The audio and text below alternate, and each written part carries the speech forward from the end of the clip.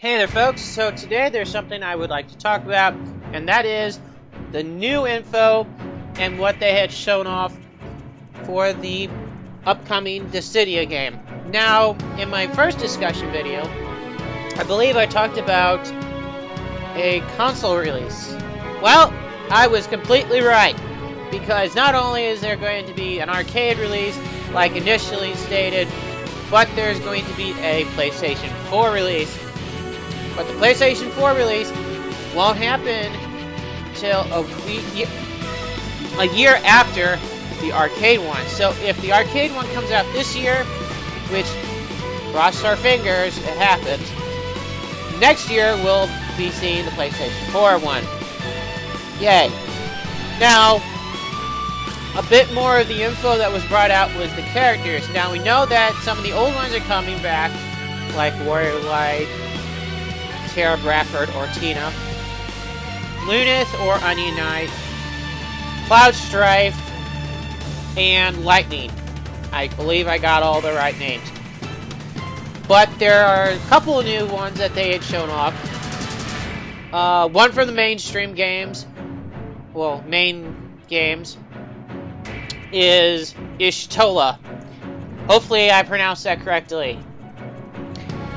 She is from A Realm Reborn, a character that's a mage that helps you out throughout the story as far as some of the boss fights are concerned. And another newcomer is Ramza. Now Ramza is from one of the offshoot games, Final Fantasy Tactics. Now what's so interesting about that?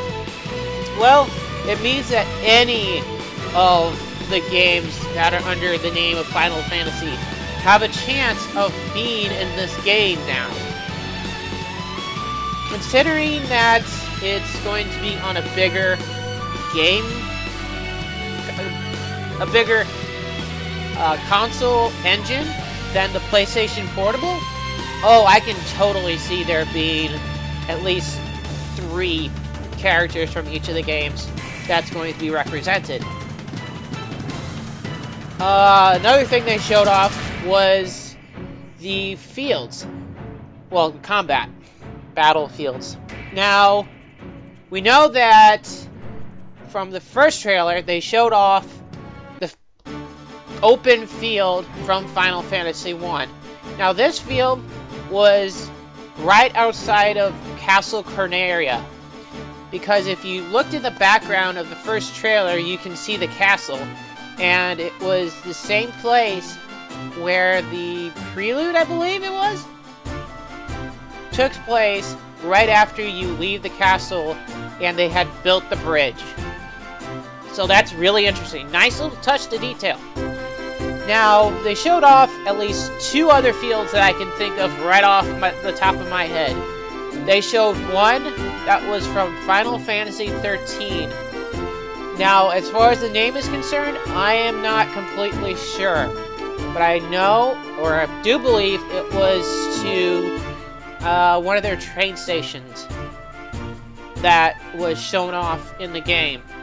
And the other one, I know for a full fact, this is going to piss off a lot of Final Fantasy VII fanboys because it's Shinra headquarters. So yeah, they decided to fully fledged put together not Square, but the people that are actually making this game, Team Ninja, as far as I remember reading, decided to take and fully fledged, well, I don't know if I'm using those words right. Well, either way, they took the tech demo that they brought out and made a fully fledged stage out of it. Out of Shinra headquarters of Midgard. That is really surprising. Apart from, Ramza. But the area as far as the Shinra headquarters where you fight is on the outer rim before the wall. I don't know if you're able to go into the building or not. Hopefully you don't. That'd be a really tightly closed area. And let's see, what else did they talk about? Oh, they showed off the summons. Now, in this game, the summons do not act like a 3-second window and do something. They actually show up on the battlefield and wreak havoc. The only one they did show off was Ifrit, but he looked amazing, even on the PlayStation 4 engine that I saw the video for. I'll leave a link to the description below on that one, as far as what the comparison video on arcade and the PlayStation 4 version. I'm still psyched up for this. Hopefully, they bring in a comparable villain for Lightning. Really hoping that. And one last thing is my speculation on the story. So, since the battlefields are taking place straight from the games, my hunch is that the game's story is about Chaos and Cosmos. Not only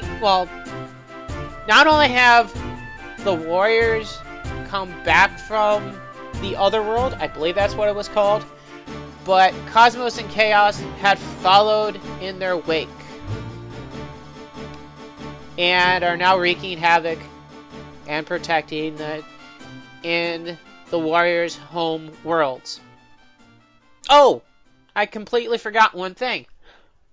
The battle system. It's completely 3-on-3, just like in Xenoverse. Well, for the most part. That is good. That is good. Now that it's 3-on-3, you don't have to just choose one character and have one for support. You can have all three of them fight at the same time. Yay! Okay.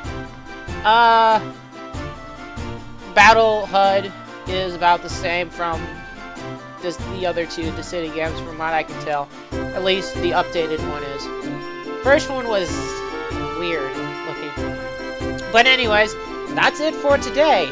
Wow, that was a really lengthy discussion video. But anyways, if more info for this game comes out, it will. It's Square Enix. But when it does, I'll talk more about it when a decent amount comes out for it. So, till next time, folks, thank you for joining me today. And until we meet again, goodbye for now.